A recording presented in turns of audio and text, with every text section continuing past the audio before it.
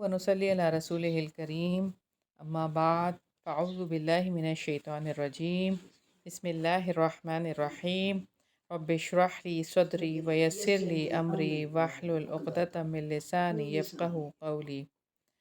سورہ بقرہ آیت نمبر 115 ہے۔ وَلِلَّهِ الْمَشْرِقُ وَالْمَغْرِبُ فَأَيْنَمَا تُوَلُّوا فَثَمَّ وَجْهُ اللَّهِ إِنَّ اللَّهَ وَاسِعٌ عَلِيمٌ، اور مشرق اور مغرب اللہ تعالیٰ کے لیے ہیں، چنانچہ جدھر بھی تم رخ کرو گے تو اسی طرف اللہ تعالیٰ کا چہرہ ہے، یقیناً اللہ تعالیٰ بڑی وسعت والا، سب کچھ جاننے والا ہے۔ اللہ تعالیٰ نے یہاں خاص طور پر مشرق اور مغرب کا ذکر کیا ہے کہ یہ دونوں بہت عظیم مقام ہیں جہاں سے سورج طلوع ہوتا ہے اور غروب ہوتا ہے، اور جو رب مشرق اور مغرب کا مالک ہے وہ ساری سمتوں کا مالک ہے، یعنی شمال اور جنوب کا بھی وہی مالک ہے۔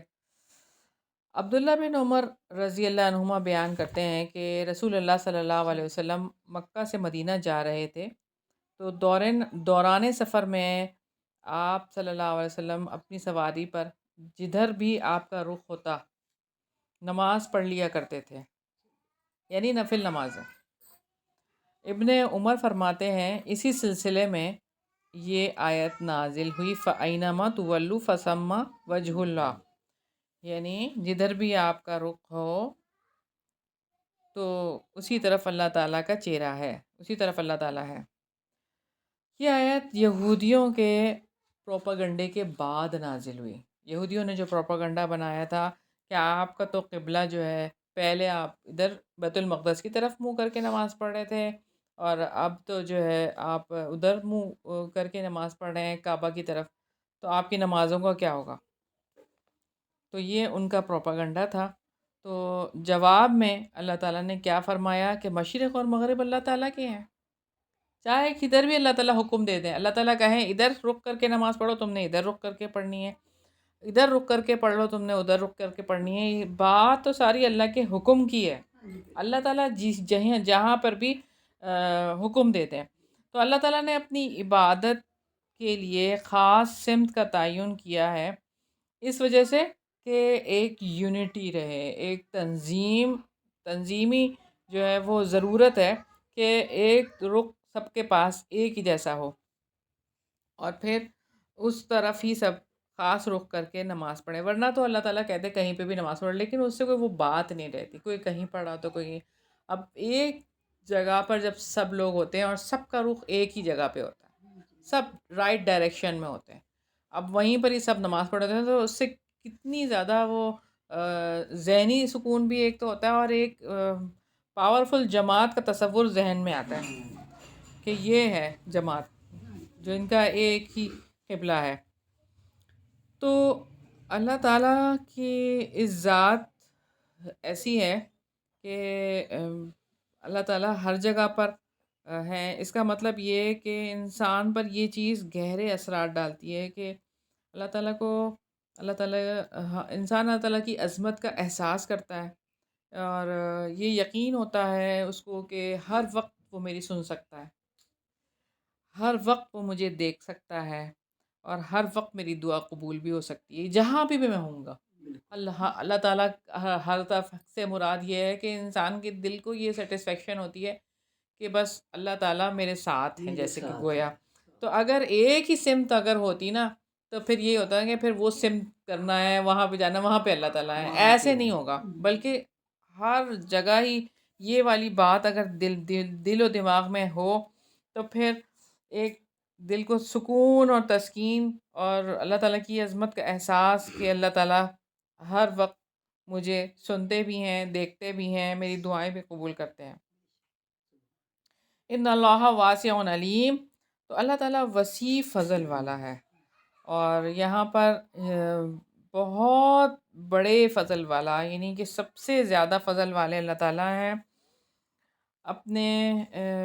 اللہ تعالیٰ نے اپنے احکامات کی وسعت کا بتایا ہے کہ اللہ تعالیٰ نے جو احکامات دیے ہیں وہ اللہ تعالیٰ کتنے وسعت والے ہیں، کہ اپنی مخلوقات کی، ان کی ضرورتوں کی، اور ان کی نیتوں کی اور ان کے حالات کو اللہ تعالیٰ جانتے ہیں. تو اللہ تعالیٰ یہ شعور دے رہے ہیں کہ بہت اللہ تعالیٰ فضل والے ہیں. آپ کو کہیں سے بھی اللہ تعالیٰ یہ نہیں ہے کہ آپ کی چھوٹی چھوٹی اس طرح کی باتیں ہو جائیں اگر، تو اللہ تعالیٰ آپ کو معاف نہیں کرے گا، بلکہ اللہ تعالیٰ بہت وسیع جو ہے وہ فضل والا ہے. اور پھر یہ کہ علیم ہونے کا بھی اللہ تعالیٰ نے شعور دلایا ہے کہ اللہ تعالیٰ کو سب چیز کا پتہ ہے، ہماری نیت کیا ہے، ہمارے دل میں کیا ہے، اور ہماری ضروریات کیا ہیں. یعنی ایک ایک چیز کا اللہ تعالیٰ کو پتہ ہے. اللہ تعالیٰ علیم ہے، سب کچھ جاننے والے ہیں، سب کچھ. اگلی آیت ہے آیت نمبر 116. وَقَالُوا اتَّخَذَ اللَّهُ وَلَدًا سُبْحَانَهُ بَل لَّهُ مَا فِي السَّمَاوَاتِ وَالْأَرْضِ كُلٌّ لَّهُ قانتون. اور انہوں نے کہا کہ اللہ تعالیٰ نے اولاد بنا رکھی ہے، وہ پاک ہے، بلکہ آسمانوں اور زمین میں جو کچھ ہے اسی کا ہے، سب کے سب اس کے فرما بردار ہیں. اللہ تعالیٰ نے یہود و نصارہ کے اس ظلم پر کہ انہوں نے کہا کہ اللہ تعالیٰ نے بیٹا بنایا. سبحانہ، وہ تو پاک ہے، بیٹا کیسے ہو سکتا ہے. اور یہودیوں نے کہا کہ عزیر اللہ تعالیٰ کا بیٹا ہے، اور عیسائیوں نے کہا کہ مسیح اللہ تعالیٰ کا بیٹا ہے. یہ ان کے اپنے منہوں کی بات ہے. وہ ان لوگوں کی بات کی مشابہت کرتے ہیں جنہوں نے ان سے پہلے کفر کیا. اللہ تعالیٰ انہیں ہلاک کرے، وہ کہاں سے بہکائے جا رہے ہیں.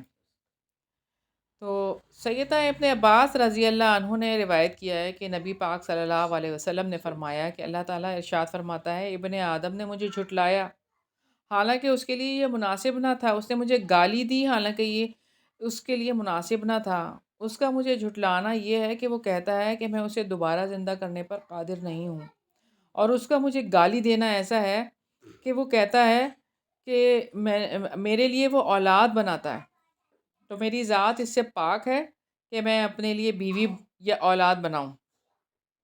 سیدنا ابو موسیٰ اشعری رضی اللہ عنہ نے بیان کیا کہ نبی کریم صلی اللہ علیہ وسلم نے فرمایا، تکلیف دہ بات سن کر اللہ تعالیٰ سے زیادہ صبر کرنے والا کوئی نہیں ہے.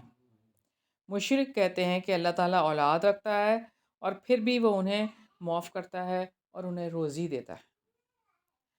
ان لوگوں نے اللہ تعالیٰ کی شان میں گستاخی کی، اس کے باوجود اللہ تعالیٰ نے انہیں رزق دیا.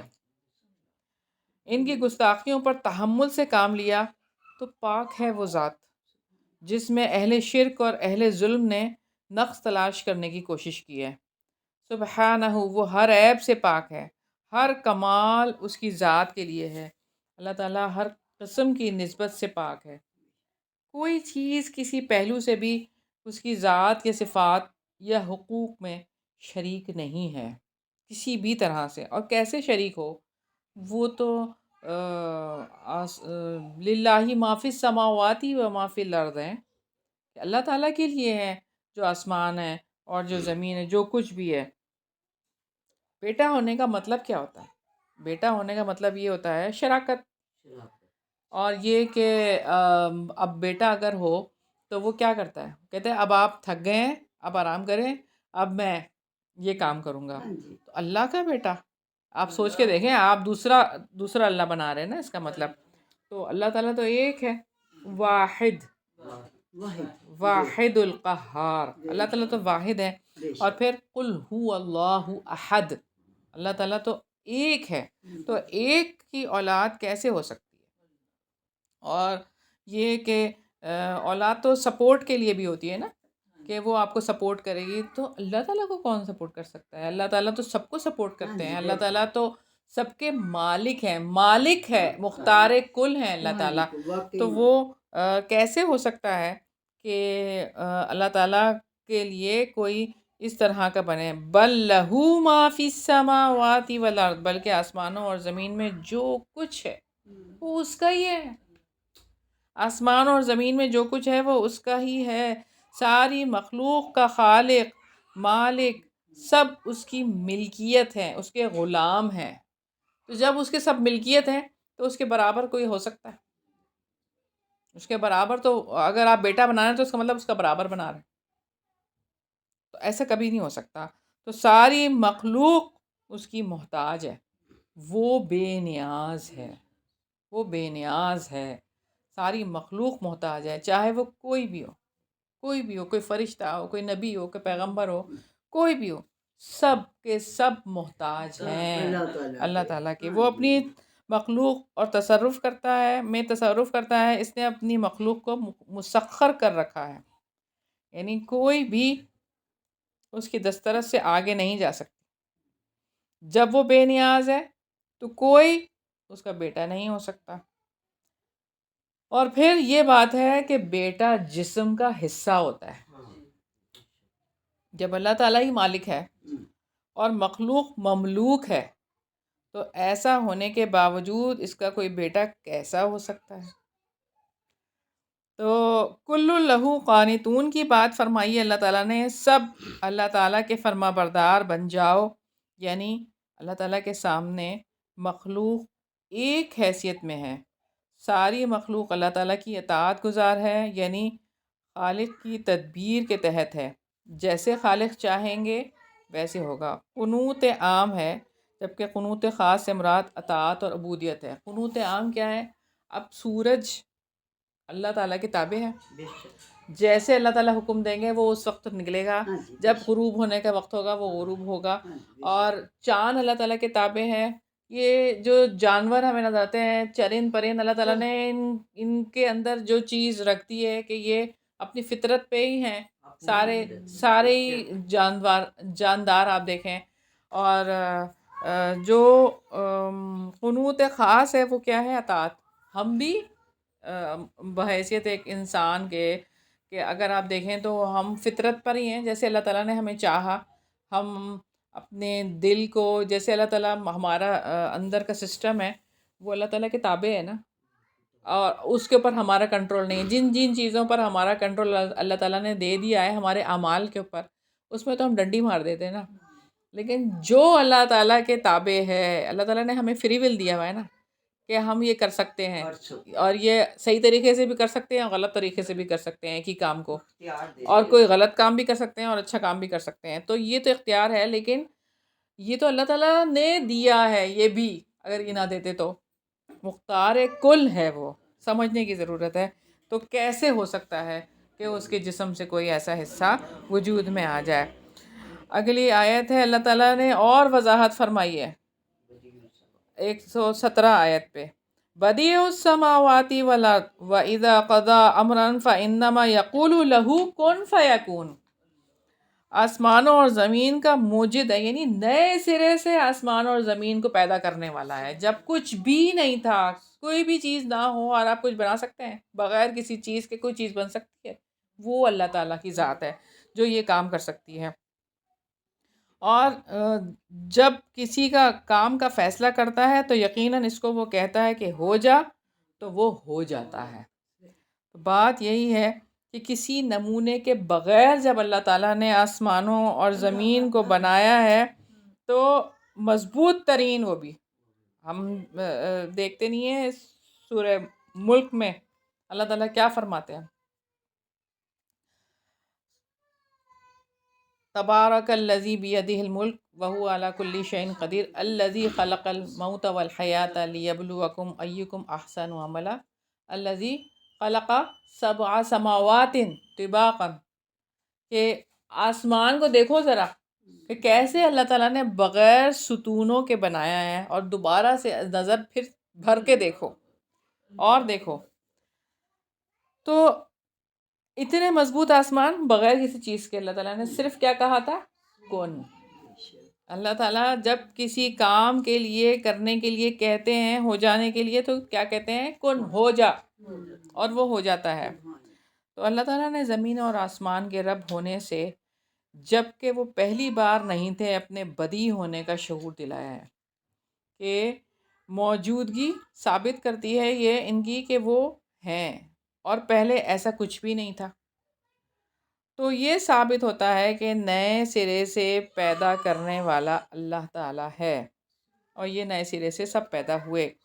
اللہ تعالیٰ نے جس طرح سے بغیر کسی مثال کے وجود دیا آسمان کو اور زمین کو، جس طرح سے اللہ تعالیٰ نے حضرت عیسیٰ علیہ السلام کو بغیر باپ کے پیدا کیا، اور ایک کل کلمہ تھا کن، اور وہ ہو گئے تھے. یعنی یہ بات ہے کہ اس طرح سے اللہ تعالیٰ نے پیدائش کی حضرت عیسیٰ علیہ السلام کی. اللہ تعالیٰ کہتے ہیں، جب اللہ تعالیٰ کا ہوتا ہے کوئی بھی کام کرنے کا ارادہ تو بس کن کہتے ہیں. اسی طرح سے جب آپ دیکھیں کہ اللہ تعالیٰ نے تو حضرت آدم علیہ السلام کو بغیر ماں کے اور باپ کے پیدا کیا، اور حضرت حوا کو بغیر ماں کے پیدا کیا. تو اب آپ سوچ لیں کہ پسلی سے پیدا ہوئی تھیں حضرت حوا. تو یہ تین صورتیں تو ایسی پیدائش کی ہمیں نظر آ رہی ہیں. اور حضرت جبریل علیہ السلام آ کر حضرت مریم علیہ السلام کے بطن پہ جب پھونک ماری تھی، تو وہ حضرت عیسیٰ علیہ السلام، حضرت جبرائیل علیہ السلام نے ان کے یہ بازو کے اندر پھونک ماری تھی. میں نے تو یہ گریبان میں پھونک ماری تھی. تو یہ پھونک کدھر ماری تھی؟ آپ دیکھیں کہاں پہ رحم ٹھہرا تھا. تو وہ یہ ہے. اب ہم آگے پڑھیں گے انشاءاللہ تعالیٰ اگلی صورت میں، سورہ آل عمران میں بھی اس کا تذکرہ آئے گا، تو وہاں پہ وضاحت ہو جائے گی، اس کو دیکھ لیں گے. اچھا، اب یہ بات ہے کہ یہاں پہ جو سمجھنے والی چیز ہے نا، وہ یہ ہے کہ اللہ تعالیٰ کی مرضی ہے. اللہ تعالیٰ جس طرح سے بھی پیدائش کا سلسلہ کر دیں. حضرت آدم علیہ السلام کو بغیر ماں باپ کے پیدا کیا، ٹھیک ہے؟ تو آپ حضرت آدم علیہ السلام کو بیٹا کیوں نہیں کہتے؟ وہ تو حضرت عیسیٰ علیہ السلام سے زیادہ پھر معتبر ہوگا نا. اگر آپ یہ کہتے ہیں حضرت عیسیٰ علیہ السلام تو بغیر باپ کے، تو وہ تو ماں باپ دونوں کے بغیر ہی ہیں. تو ان کو پھر اللہ کیوں نہیں بنا دیتے؟ ان کو پھر ایسے کیوں نہیں؟ یعنی کہ ایک بات ہے، اگر آپ سوچیں تو ویسے تو ظاہر ہے ہم مسلمان ہیں اور ہم تو یہ عقیدہ نہیں رکھتے، لیکن جو لوگ یہ عقیدہ رکھتے ہیں، حضرت عیسیٰ علیہ السلام کو بیٹا بناتے ہیں، ان کے لیے یہ سوچنے والی بات ہے. اور حضرت حوا جو کہ حضرت آدم علیہ السلام کی پسلی سے پیدا ہوئی تھیں، تو یہ تین اللہ تعالیٰ نے پیدائش کے جو سلسلے بتائے ہیں، تو یہ اور چوتھا سلسلہ وہی ماں باپ کے ساتھ بچے کی ولادت کا ہونا، اور یہ عام ہے اب. لیکن یہ جو تین سلسلے ہم نظر آتے ہیں، وہ یہ اس طرح سے اللہ تعالیٰ نے کر دیے. تو اسلام میں یہاں سے جو بات ہے نا، بدی جو ہے نا، لفظ بدت سے ماخوذ ہے. ہر وہ نئی بات جو کہ اسلام میں ہے ہی نہیں، اس کا وجود ہی نہیں ہے، اس کو پیدا کر دینا. سنت میں نہ ملے اس کو، نہ قرآن میں ملے، اس کو وجود دے دینا، تو اس کو کہتے ہیں بدعت. سیدنا جابر رضی اللہ عنہ کہتے ہیں، نبی پاک صلی اللہ علیہ وسلم نے فرمایا کہ اللہ تعالیٰ کی حمد و ثنا کے بعد یاد رکھو بہترین بات اللہ تعالیٰ کی کتاب ہے، اور بہترین ہدایت محمد رسول اللہ صلی اللہ علیہ وسلم کی ہدایت ہے، اور بدترین کام دین میں نئی بات ایجاد کرنا ہے، اور ہر بدعت گمراہی ہے. تو اسلام میں ہر نئی بات کیا ہے؟ بدعت ہے. وَإِذَا قَضَى أَمْرًا فَإِنَّمَا يَقُولُ لَهُ كُن فَيَكُونُ. تو کائنات کی ہر چیز اس کی اطاعت گزار ہے، کسی کو اس کے سامنے انکار کی جرت نہیں ہے، کوئی نافرمانی نہیں کر سکتا. اللہ تعالیٰ جب کسی کام کا فیصلہ کرتے ہیں تو کہتے ہیں ہو جا، اور پھر وہ ہو جاتا ہے.